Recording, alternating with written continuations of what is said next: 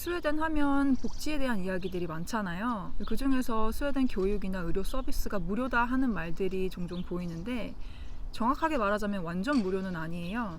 이번 영상에서는 스웨덴 의료 서비스 비용에 대해 이야기해보려고 하는데 의료 서비스도 종류가 굉장히 다양하잖아요. 그래서 가장 기본적인 외과, 내과, 일반 진료 서비스에 대해서만 다뤄보려고 해요.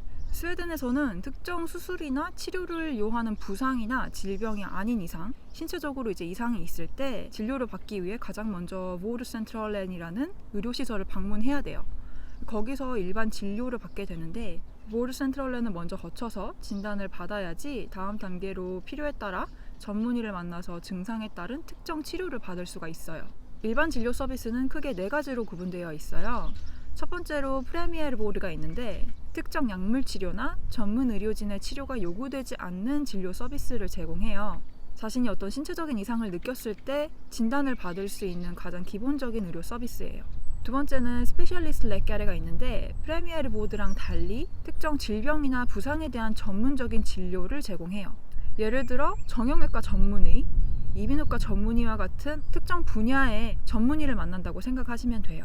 세 번째는 아큐트 보르인데 응급처치가 필요할 때 찾는 의료 서비스예요. 응급실을 찾는다고 생각을 하시면 되고 따로 예약 없이 방문해서 의료 서비스를 받을 수가 있는데 웃긴 건 응급 상황이라고 해서 아큐트 보르에 방문을 해도 막 숨 넘어가는 상황, 막 죽어가는 상황이 아닌 이상 즉각적으로 의료 서비스를 받을 가능성이 매우 희박해요.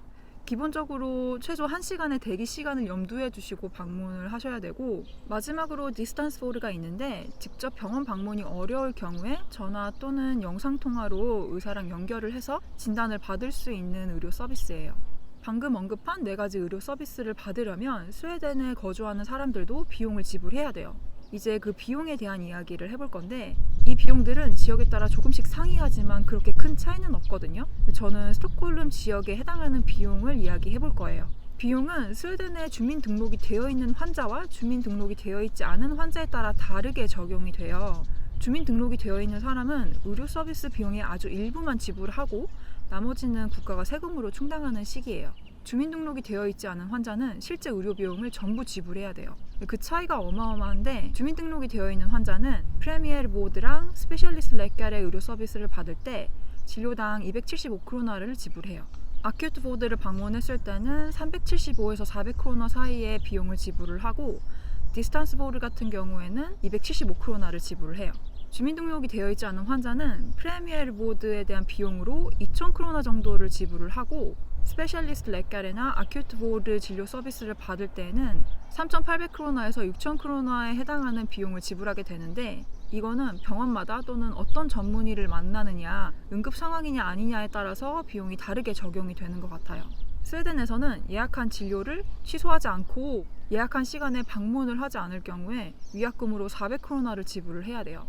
스웨덴 의료 서비스가 무료라는 말이 어디에서 나왔는지 보면 사실 이 일반 진료 서비스가 무료로 제공되는 대상이 있고 최대 자기 비용 부담 금액 제한 규정이 있거든요. 우선 일반 진료가 무료로 제공되는 대상은 0세에서 17세 사이 또는 85세 이상의 환자가 있고요. 그리고 임산부가 산부인과 진료를 받을 경우에 일반 진료 서비스를 무료로 받을 수가 있어요.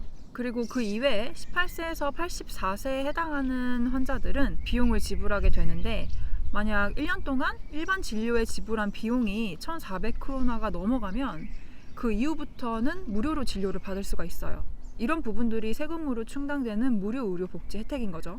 병원에 갈 일이 없으면 좋겠지만 자신의 의도와는 관계없이 병원에 가는 경우가 꼭 생기잖아요. 저는 여기서 꾸준히 노동을 하면서 세금을 낸 입장이기 때문에 이런 무료 혜택이 혜택이라기보다는 당연한 시스템으로 여겨지는데 의료 서비스 질에 대해서는 사실 항상 의문을 품어왔어요. 여기서 병원을 갈 때마다 또는 아플 때마다 한국 의료 서비스를 많이 그리워했는데 무료라고 해서 다 좋은 것도 아니고 무료이기 때문에 감수해야 하는 대가도 있는 거예요. 예를 들어서 이러한 무료 의료 서비스 혜택을 받기 위해서 많은 세금을 낸 것도 있었고 무료 의료 서비스를 받기 위해 굉장히 긴 대기 시간을 감수해야 하고 무료이기 때문에 양질의 의료 서비스를 받을 수가 없는 이런 대가들이 따르는 거죠.